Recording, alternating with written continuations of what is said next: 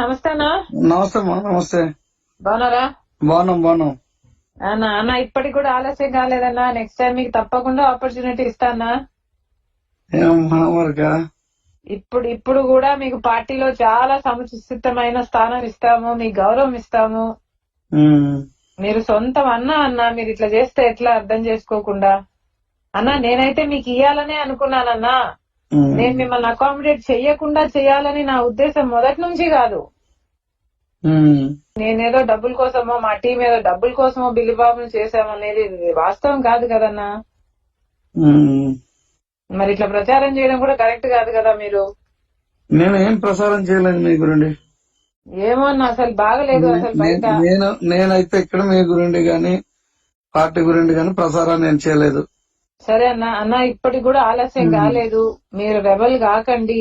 Next time తప్పకుండా అవకాశం ఉంటుంది. ఇప్పటికైనా అన్నగా పిలుస్తున్నా అన్న, కమ్ బ్యాక్.